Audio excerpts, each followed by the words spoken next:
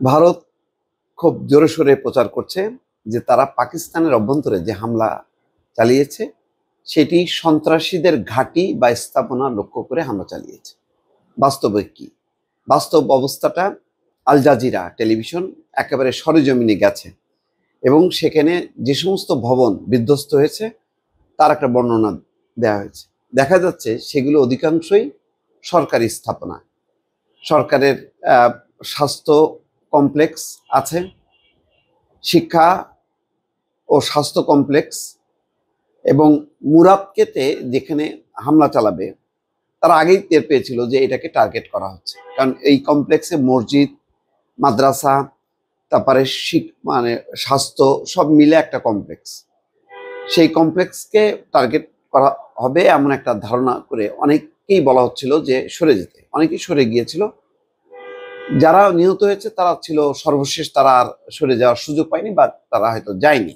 যেমন একটা ছবি ব্যবহার করেছে তারা, যে পাকিস্তানের পাঞ্জাব প্রদেশের মুরিদকে শহরে একটি সরকারি স্বাস্থ্য এবং শিক্ষা কমপ্লেক্সে ভারতের ক্ষেপণাস্ত্র হামলার পর উদ্ধার কাজ চলছে।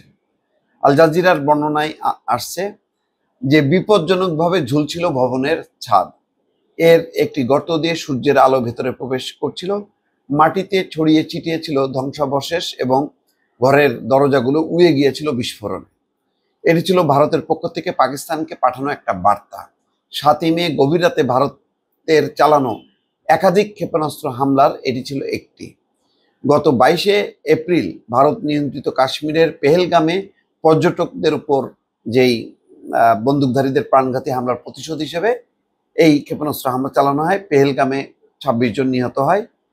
ভারত হামলার জন্য পাকিস্তানকে দায়ী করলেও ইসলামাবাদ এতে জড়িত থাকার কথা অস্বীকার করে নিরপেক্ষ তদন্তের আহ্বান জানিয়েছিল, কিন্তু কোনো লাভ হয়নি। তারা নিরপেক্ষ তদন্তের ধারে কাছে যায়নি।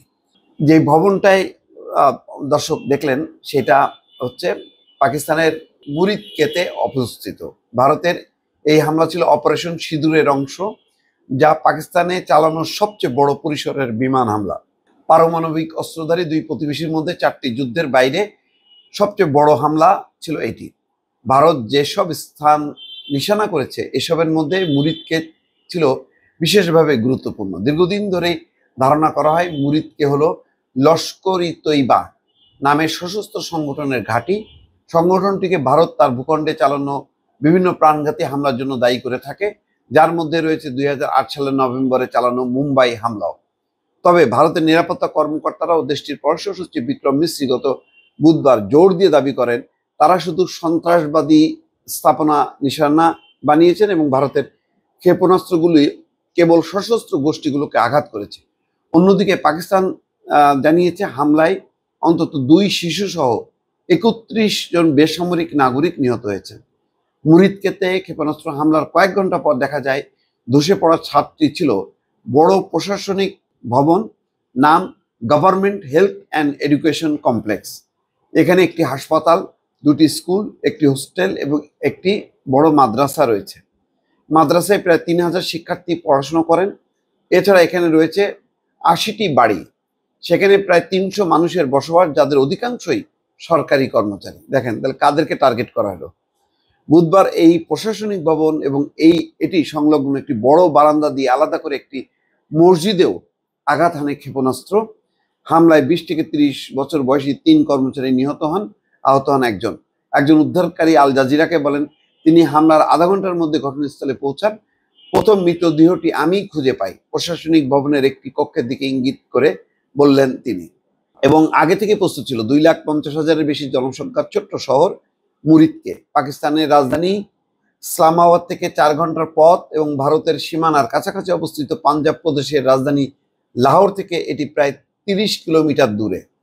সরকারি কর্মকর্তা তৌসিফ হাসান জানান ওই রাতে প্রথম মুরিদকে টার্গেট করেই ভারত ক্ষেপণাস্ত্র হামলা শুরু করে। ঠিক মধ্যরাতে একটু পর বিকট বিস্ফোরণের 2টি শব্দ শুনি। 2 মিনিটের ব্যবধানে আমরা আগেই জানতাম এমন কিছু হতে পারে, তাই বুঝে যায় কি হয়েছে, বললেন হাসান। যাই হোক, সব মিলায় দেখা যাচ্ছে সরকারি কমপ্লেক্স, মসজিদ, স্কুল এইগুলোকে নিশানা করেই তারা হামলা করেছে।